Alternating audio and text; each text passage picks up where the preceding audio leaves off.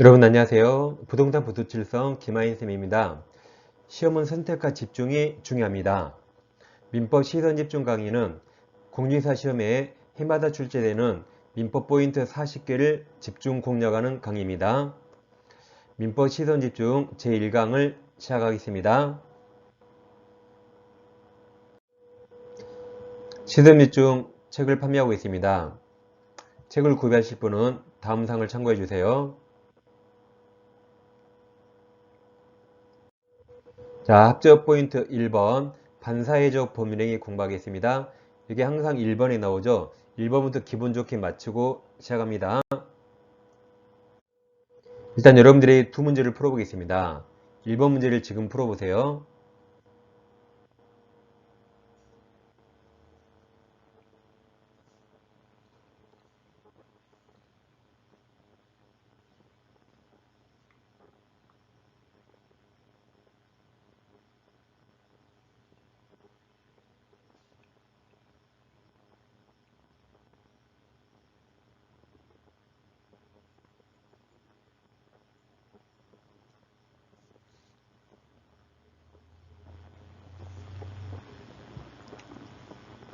그 다음 문제 넘어가겠습니다. 자, 2번도 지금 풀어봅니다.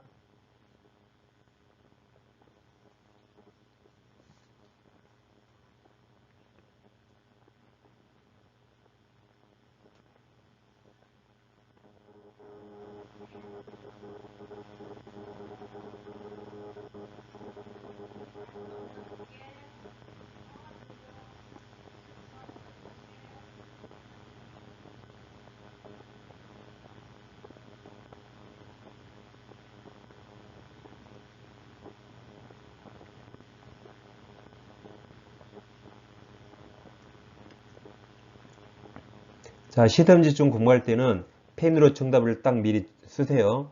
또 마음이 바뀌거든요. 펜으로 1번과 2번 정답을 딱 정확히 써놓습니다. 자, 그럼 같이 공부하겠습니다. 먼저 103조 746조가 있습니다. 103조 선량한 풍속 기타 사회 질서에 위반하는 사항을 내용으로 하는 법률행위는 무효로 한다. 746조 불법원익업에 갔어요. 여기서 말한 불법이란 사회 질서 위반을 말합니다. 103조 104조를 말해요. 불법원인으로 인하여 재산을 급여하거나 노무를 제공한 때는 그 이익 반환을 청구하지 못한다. 즉 부당이득 반환 청구할 수 없습니다. 그러나가 104조입니다. 그러나 그 불법원인이 수익자가 폭리자죠. 폭리자에게만 있는 때는 그러하지 아니하다가 피해자는 반환 청구할 수 있습니다. 자세히 공부하겠습니다. 먼저 1번 효과입니다. 이제 책 순서 그대로 하는 겁니다. 먼저 반사회적 법률행위 판단 시기는 뭐든지 판단 시기는 행위 당시입니다. 여기도 법률행위 성립 당시를 기준으로 판단합니다. 이어서 동그라미 2번, 3번 순서대로 보겠습니다. 자, 어떤 행위가 무효라면 처음부터 아무 효력 없습니다. 따라서 자기 의무를 이행 전이라면 이행할 필요 없고 상대방은 이행 청구할 수 없습니다. 근데 이행했다면 괜히 이행했죠. 이때는 다시 내 것 돌려달라고 서로 부당이득 반환 청구할 수 있습니다. 이렇게 이행했을 때 원칙 반환 청구할 수 있습니다. 근데 특징이 있는데 하필 무효가 103조 104조 무효라면 즉 반사회적 법률행위 무효라면 그때는 이행했더라도 부당이득 반환 청구할 수 없다는 특징이 있어요. 이것을 불법원인 급여라 부릅니다. 따라서 이 불법원인 급여에서 말한 불법이란 강행규정 위반이 아닙니다. 여기서 말한 불법이란 반사회적 법률행위를 말합니다. 자, 정리하면 모든 무효는 이행 전, 이행 전에 모든 무효는 똑같습니다. 이행할 필요 없고 상대방은 이행 청구할 수 없습니다. 근데 이행 후가 달라요. 다른 사회 무효라면 부당이득 반환 청구할 수 있는데 하필 무효가 반사회적 법률행위 무효라면 그때는 부당이득 반환 청구할 수 없습니다. 예를 들어 보겠습니다. 감남역에 X라는 부동산이 있는데 물려와 첫 경우가 있습니다. 그리고 X부동산 증여계약이 있어요. 즉 감남이 윤료에게 나랑 3년 살아주면 X부동산 증여한다 그랬죠. 그래서 을려가 눈 딱 감고 3년 살았어요. 그럼 을은 약속을 지켰죠. 그럼 갑은 X를 넘겨야 될 텐데 X를 을 앞으로 소유권 등기 안 해줍니다. 그래서 을려가 소송했죠.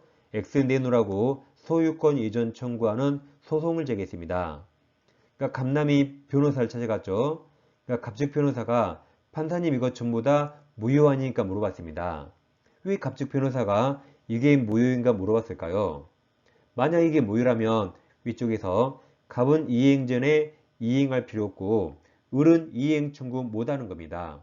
그래서 갑측 변호사가 이게 무효 아닌가 물어봤습니다. 근데 법원은 이 첫 계약과 증여 전부 다 103조 무효라고 판시했습니다. 그러니까 무효니까 갑은 이행 전에 이행할 필요 없죠. 그리고 을은 이행 청구 못합니다. 소송에도 을이 지게 됩니다. 이처럼 갑은 줄 필요 없고 을은 탈락 못합니다. 이번에는 자, 을려가 3년을 살아주니까 갑이 약속대로 소유권 이전 등기 해줬습니다. 근데 갑 친구들이 그래요. 이 바보야, 무효인데 왜 이행했어? 이행했으니까 빨리 가서 받아와 그랬어요.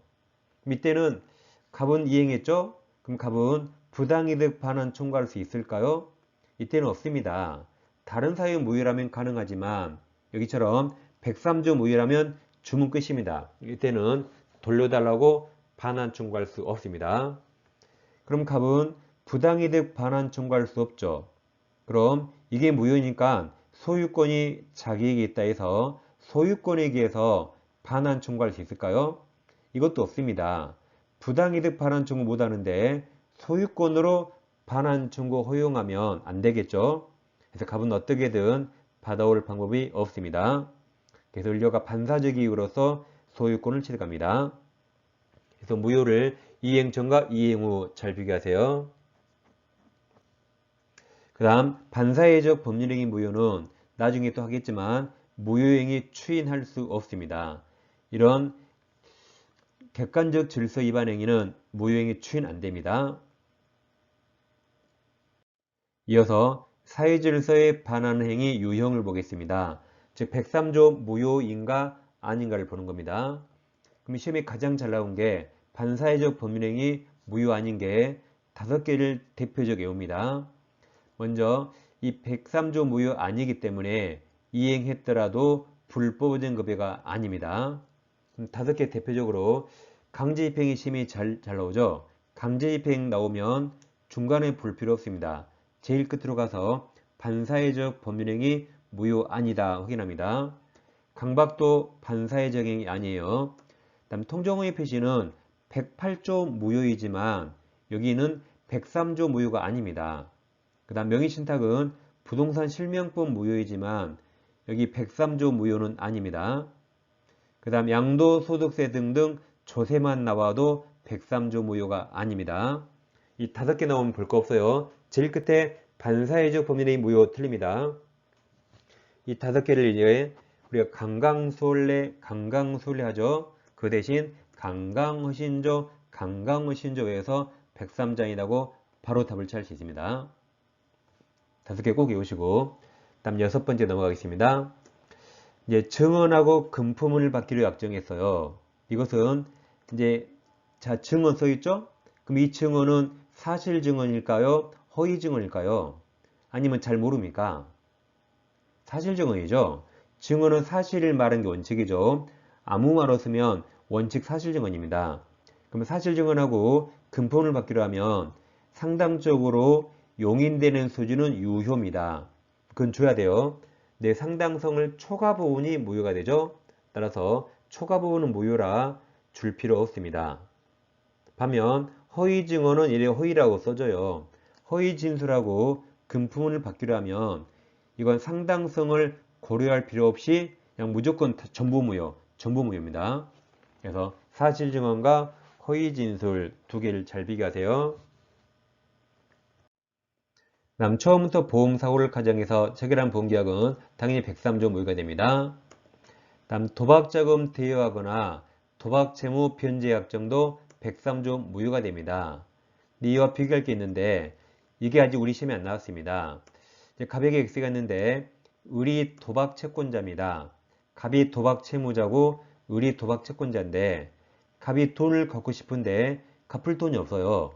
그래서 X부동산을 팔아서 갚아야지. 도박 채권자에게 팔아달라고 매도할 대리권을 수여합니다. 팔게 되면 그 판돈으로 도박 채무 변제에 충당하기로 약정까지 했죠. 그래서 대리권 받은 도박 채권자가 이런 사실을 전혀 모르는 제3자에게 팔았습니다. 선의 제3자가 이걸 매수했습니다. 그럼 이 일련 행위 중에서 도박과 관계 있는 것과 관계 없는 게 있습니다. 먼저 이 도박 채무 부담행위나 도박 채무 변제 충당 약정, 이건 당연히 103조 무효가 됩니다. 근데 아래 두 가지, 뭐 도박 채권자이든 아니든 매도할 대리권 줄 수 있고 그 사실을 모르고 매수한 행위, 이 빨간색 두 가지는 도박과 관계없어서 103조 무효가 아닙니다. 그래서 유효가 되는 겁니다. 여러분이 시험 출제위원이면 파란색을 내겠어요? 빨강색을 내겠어요? 그렇죠. 빨강색입니다. 지금까지 다른 모든 시험은 빨강색만 물어봤습니다.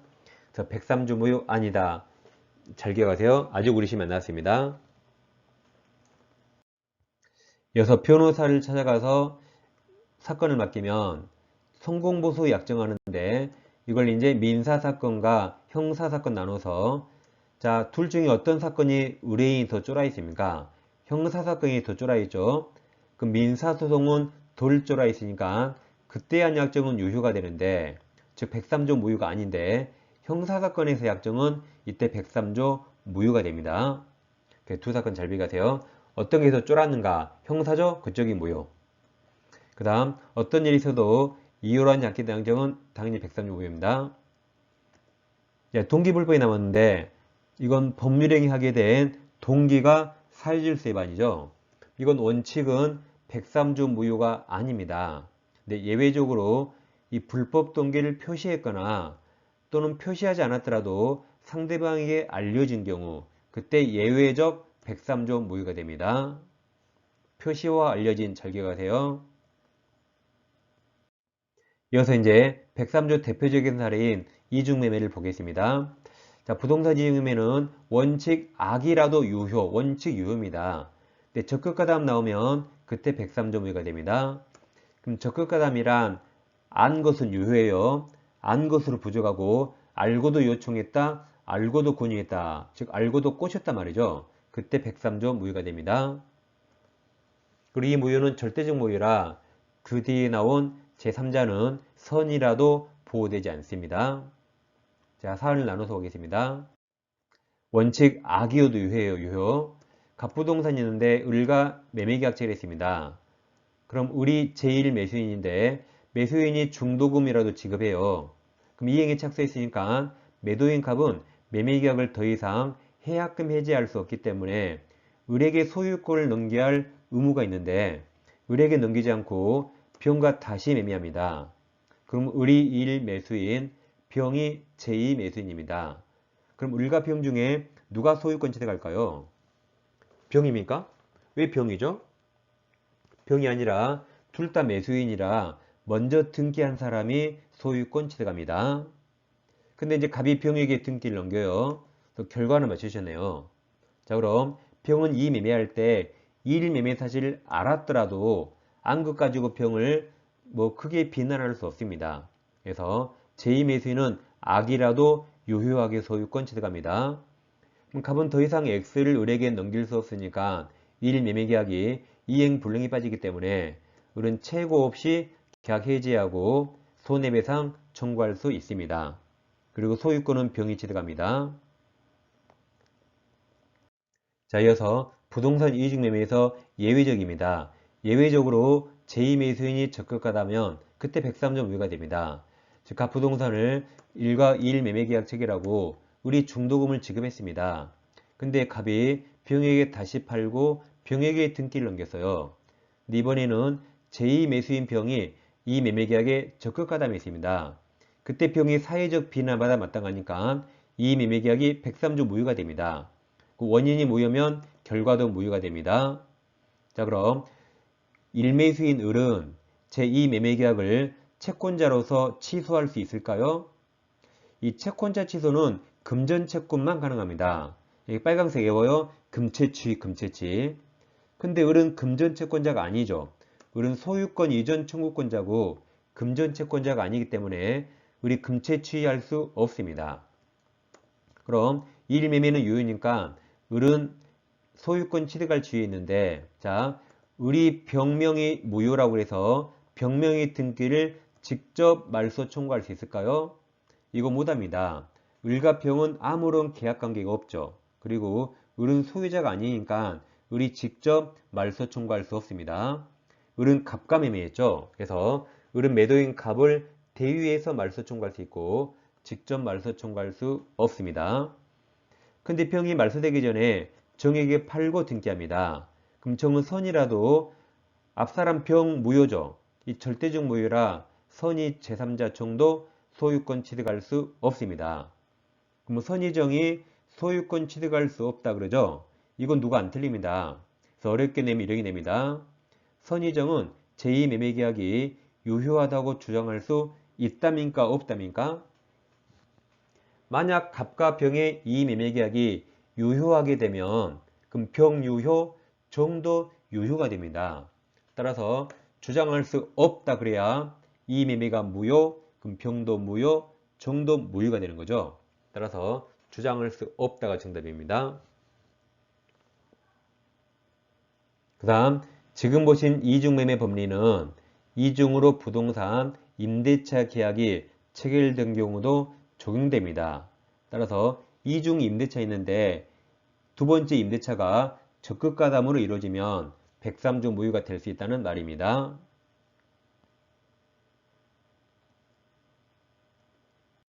자, 이제 문제를 풀어보겠습니다.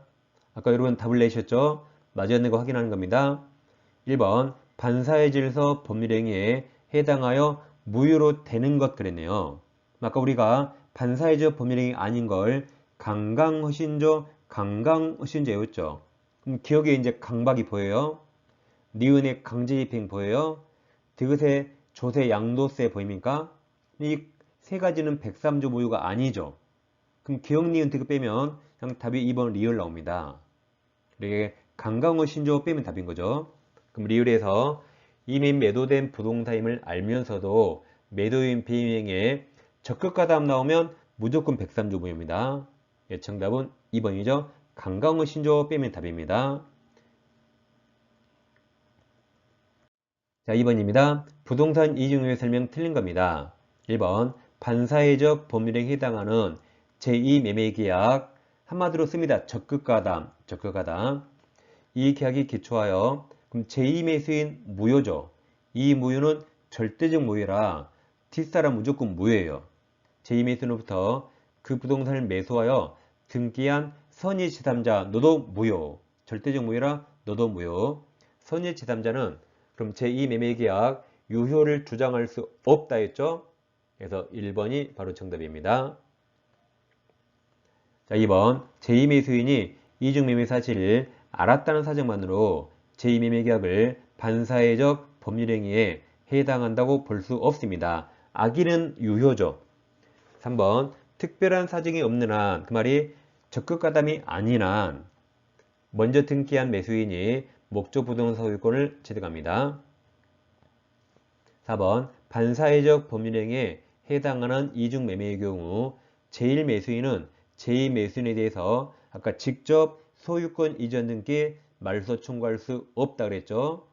매도인을 대위해서 말소 청구해야 됩니다. 5번 부동산 이중매매 법리는 이중으로 부동산 임대차 계약이 체결된 경우도 적용될 수 있습니다. 5번 지문이 작년 32회에 처음으로 나온 지문입니다. 앞으로 계속 나올 겁니다. 자, 이 시간에는 민법의 1번 타자 반사회적 법률행위를 공부했습니다. 강강호 신조 외우셔가지고 반드시 맞춰야 하겠습니다. 자, 시선집중은 총 40강 진행됩니다. 그래서 1강을 마치고 다음 시간에 2강을 진행하겠습니다. 감사합니다.